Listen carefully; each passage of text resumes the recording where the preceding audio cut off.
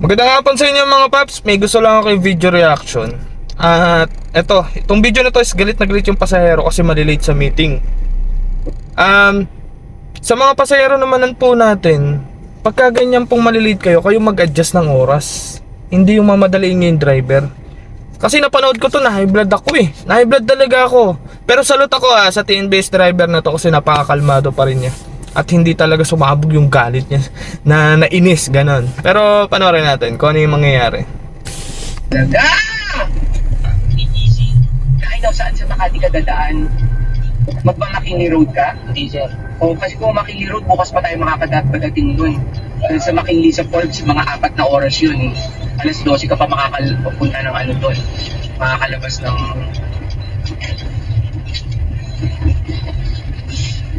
traffic dun. Kaya saan ka sa Makati dadaan? Yun po yan, sir. Makati Ave, tapos yun po yan. Ano oras yung ETA sa Makati? 10 o 3. Kasi malito po dapat diretso na lang tayo. Ano? Isang sasakyan lang kita mo. So kung mapapansin nyo, nagtatanong siya, una yung ATA, pangalawa yung dadaanan. Siguro meron siyang, tumitingin din siya sa mapa. Madalas kasi ganun sa pasahero. Pag nagmamadali, tumitingin din sa mapa. Tapos tinitignan nila yung best way. Eto si sir, siguro may nakitang best way na mas mabilis compare sa dadaanan ng TNBS driver. Madalas ganun ang nangyayari. Stop na naman, no? Grabe yung kakaret lang niya, wala na naman nakatano. Kasi isang sasakyan lang, tapos red agad. Talaga dito pa lang 30 minutes na. Dapat diretso na lang tayo. Doon tayo sa ano kumaan. Tago sa may Villamor. Hiniko tayo. Pero yung dito 30 minutes na po. Hanggang alas 10 na yan. Ano to? Doon sa video na yan, kung mapapansin nyo, nagagalit siya. Kasi nga baka hindi nasunod yung kalsada. Hindi nasunod yung daan na gusto niya. Madalas ganun hindi nasusunod yung gusto ng passenger. Kasi nga, tawag dito, yung driver sinusunod yung nasa Waze, no? Yung nasa Waze. Kung mapapansin nyo pati sa video, nagre-recommend siya ng daan. Malamang may nakita siya sa Google Map or sa Waze na mas better na daanan kaysa yung sinunod yung gusto na daan ng driver o nung nire-recommend ng apps. Sirado palagi na lang to. Hindi mo alam to.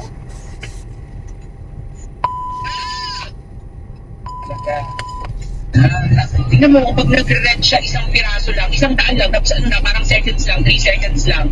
Kaya bukas pa tayo makakarating to po. Kinakalaga. Parang di ko naman kaya yun. Habang nagdadrive ako, nagmumura yung pasahero ko kasi nga traffic. Nakaka-high blood, no? Nakaka-high blood.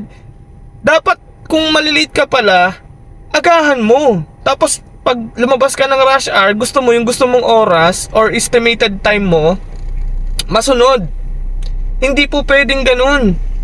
Nasa Pilipinas po tayo. Napaka-traffic po talaga, lalo dyan sa Makati kung rush hour yung labas nyo. No?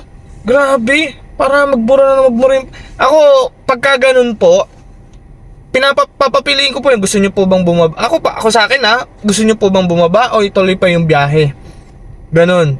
Kasi tahimik lang naman yung driver di ba? So bakit mo idadamay sa galit mo yung driver? Sana nag-hire ka ng sarili mong driver or kumuha ka ng ng sarili mong sasakyan tsaka driver mo, di ba? Nakakapito. Tignan mo, 15 minutes na tayo nandito. Tapos dalawang kotse lang ang nakakadaan. Hindi mo alam to, boss. Kaya samantalang dapat dumiretso na tayo kung kaya nagtataka ko lang.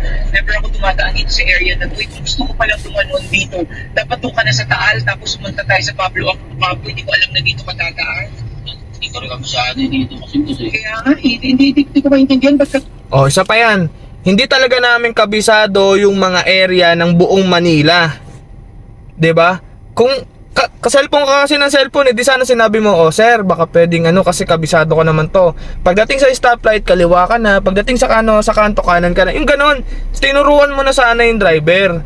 Tapos sinabi mo na kabisado ko to, matagal na ako dumadaan dito, maniwala ka sa akin. 'Di ba pwede ka naman maging kalmado na makiusap sa mga driver na baka pwedeng makisuyo lang, kasi kabisado ko to, kasi may ipit tayo, kailangan na ng traffic, or in-adjust mo yung oras mo. Kung meeting mo 10, sana mga 7, 6, 'di ba? Ganong oras ka lumabas. Para yung kahit ma-traffic ka ng 2 hours o 1.5 hours, may allowance ka pa. Dumiretso dito eh. Dapat nung ka sa Pablo Campo, kaya tinatanong kita kung saan ka dadaan eh. Pero mo itong dinaanan mo, 30 minutes na to, tapos na yung meeting ko pagdating ko doon. Dito pa lang. Ay, Oh. tingnan mo, tapos na naman, wala na. Oh, red na naman. Kaka-green lang. Oh, kasalanan ba ng driver na late ka sa meeting? Hindi kasalanan ng driver yan. Ano kasalanan namin dyan? Nagbubuk lang kayo. Ano kami? Personal driver? Hindi kami mga personal driver. Kami, binubuk nyo kung gusto nyo ng convenient na masakyan, na mahahatid kayo ng safe papunta sa trabaho o kahit saan man. Hindi sinabing pag oras ng gusto mo, masusunod. Sana nagmotor ka. Diba kung gusto mo ng mabilis? Sa amin, sasakyan yan. Anong gagawin ng mga driver dyan? Papalayuin nyo ng ruta. Tapos pagdating naman doon, traffic din. Ano ba naman yun? Oh, wala na. Lumabas ka na dito, boss. Talaga, oh.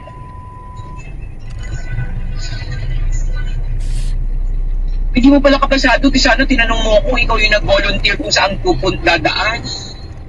Eh, syempre kayo, wala kayong problema. Dire-diretso lang kayo, di ba? Sitting pretty kayo.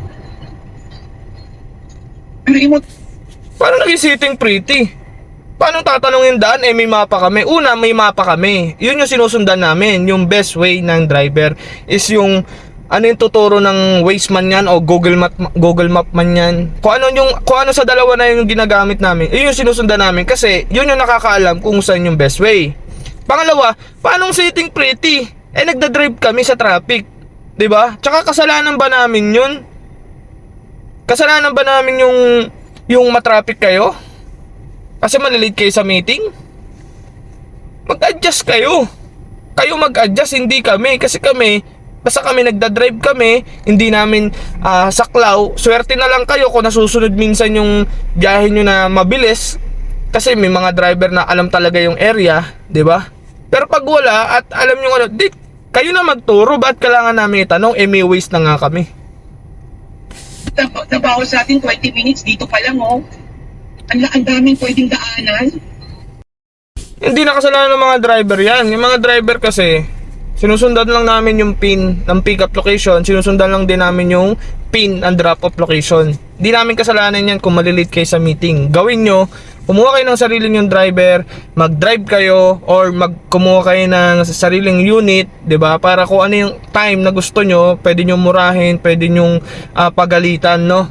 Pero yung sa amin, respect lang po, no? So yun lang mga paps, ares sa inyo at salute sa driver na napaka kalmado, no? Ares.